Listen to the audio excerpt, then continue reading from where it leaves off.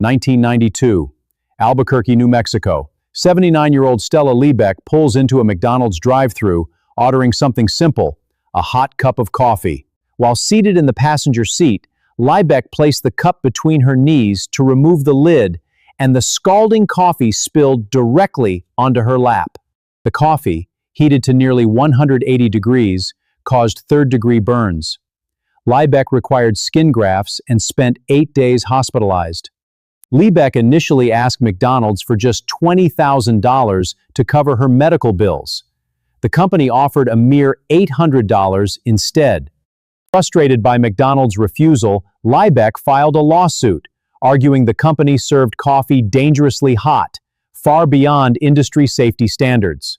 During the trial, internal McDonald's documents revealed over 700 prior burn complaints, yet the company had never lowered its coffee temperature. Jurors were reportedly shocked by McDonald's indifference to repeated safety warnings, viewing the company's conduct as reckless and deliberately negligent. The jury awarded Stella Liebeck $2.86 million in damages, a verdict that stunned the nation and ignited fierce public debate.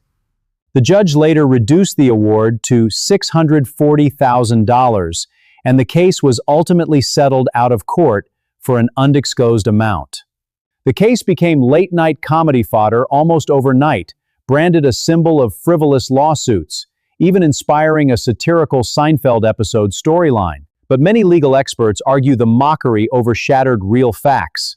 Liebeck suffered severe, disfiguring burns requiring multiple surgical skin grafts.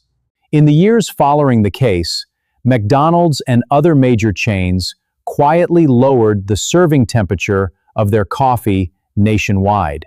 The case became a staple in law school curriculums, used to teach corporate negligence, product liability, and the true limits of consumer safety law. The lawsuit fueled America's tort reform movement, with critics calling it proof of a broken system and defenders calling it corporate accountability. Stella Liebeck largely avoided the media spotlight afterward, living quietly until her death in 2004, her name forever tied to America's coffee culture. Today, nearly every coffee cup in America carries a visible "Caution Hot" warning label, a direct legacy of this single controversial lawsuit. A 2011 documentary titled Hot Coffee later re-examined the case in depth, arguing public perception had been deliberately distorted by corporate interests. 3 decades later, the case remains a benchmark for how corporations balance profit, safety, and accountability to everyday consumers. This wasn't a frivolous lawsuit over a clumsy spill.